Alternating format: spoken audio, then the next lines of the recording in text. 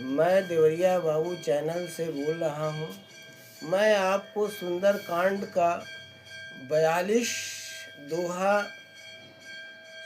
और चौपाई से लेकर 49 तक सुनाने जा रहा हूँ।